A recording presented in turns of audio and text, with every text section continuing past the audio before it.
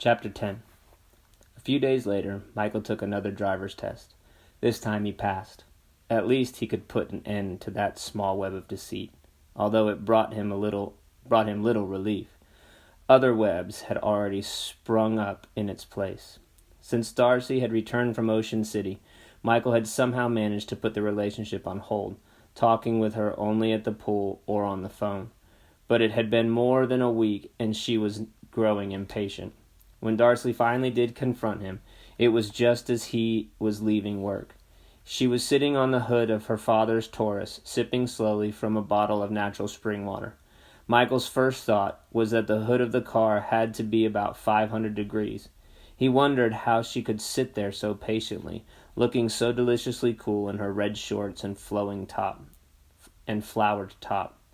Her sandaled feet hung over the side, exposing her bare thighs to the scorching metal, and she never even flinched, just lifted her hand and waved him over. Michael came to stand in front of her, waiting. He knew what was coming. It had been coming for weeks. "You haven't said anything about Kim Cohen's party," Darcy said, taking another swallow of her water. "I just wondered if we were still going." Her lips were stretched in a tight smile.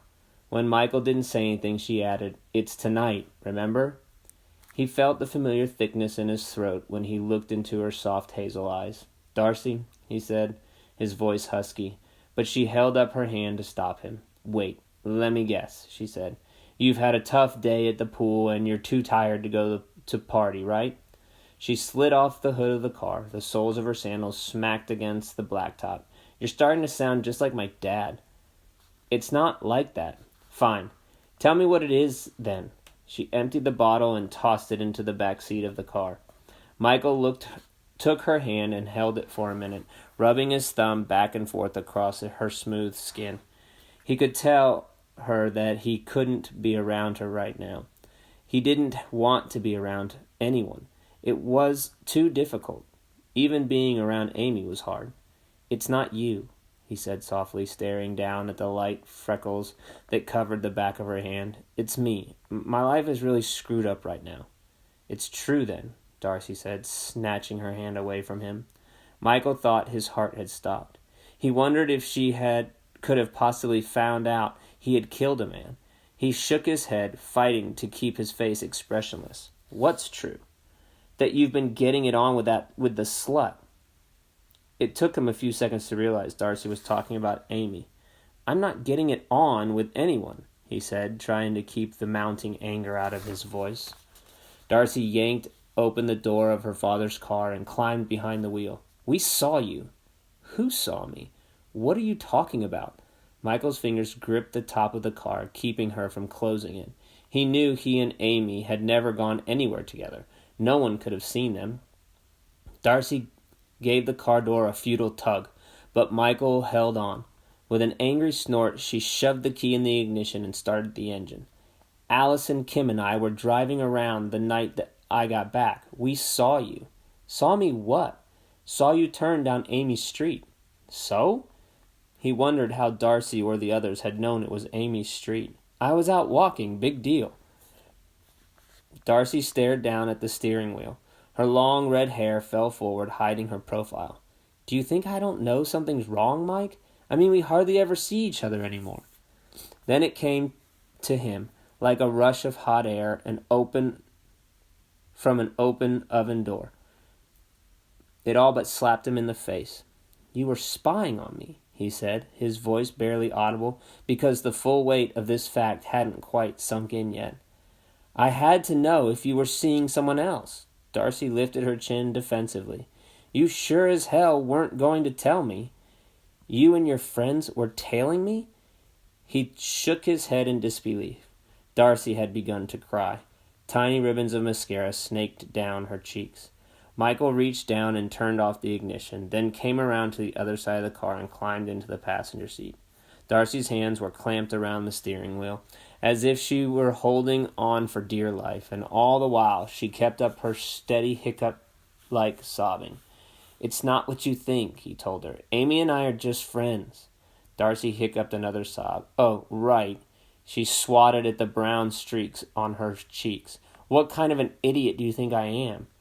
"You don't have to believe me," he said. "I just wanted you to know it has nothing to do with you, with us." Darcy slit her eyes at him. "Get out of my car." This was not how he wanted to leave her. In fact, he really wasn't sure if he wanted to leave her. Everything was so screwed up. Still, it had finally come to this. There was no way around it without confessing everything. For one brief moment, he thought of telling her the truth. He tried to imagine how Darcy would react. Would she try to comfort him? Tell him Charlie Ward's death was an accident? Would she tell the police? Would he be telling the truth just to save her pride? And what would that buy him? He knew he couldn't go on seeing her anyway, because this breakup wasn't about Amy or Darcy. It was about carrying a secret so terrible that it shut him off from the rest of the world. Michael unfolded himself from the passenger seat and came to stand by her window as Darcy started up the engine again. "Why her?" she said as she began to back up. "That's what I'd like to know. Is it because I said I wasn't ready yet? You couldn't wait? Darcy," he almost moaned her name. "She's such a pig." Michael surprised himself by reaching into the slowly moving car and grabbing Darcy by the shoulder. Her foot hit the brake instinctively, and the car rocked back and forth. "Amy Ruggiero is one of the most decent human beings I know," he said, clenching his teeth. "She's been a good friend to me. A friend, period. You can believe whatever the hell you want, but nobody calls a friend of mine, any friend of mine, a pig." Darcy gave him a look of pure hatred. Then she lowered her jaw to his hand and, before he had time to react, bit him as hard as she could. When Michael yanked his hand back, startled, Darcy stepped on the gas and peeled out of the parking lot, spitting tiny stones from beneath the tires of the Taurus. He stared down at his throbbing hand. She hadn't broken the skin, but he had no doubt that she would have if he hadn't pulled away when he did. He didn't blame Darcy, although he was badly shaken by her behavior. After all, he had made a complete mess of things. He hadn't been honest with her. What was she supposed to think? Still rubbing his sore hand, he watched her tear down the road. Then, because there was nothing else he could do about Darcy, he headed for the library. He still went almost every night to see if there were any new developments in the Ward case, especially now. He knew the police had continued going door to door the past week. So far, they had not been on his street. It occurred to him, as he climbed the stone steps to the building, that he had wanted Darcy to be the one to end their relationship. He had let it come to that. As he reached for the doorknob, he saw the deep tooth marks on his hand and the swollen red skin. If he had stayed with her, he would have only hurt her even more in the end. When the truth finally came out, the end, he knew, would come when the authorities discovered that all their evidence pointed to one killer, Michael McKenzie. And even though Joe was still convinced they were both practically in the clear, Michael knew better. He knew it was only a matter of time.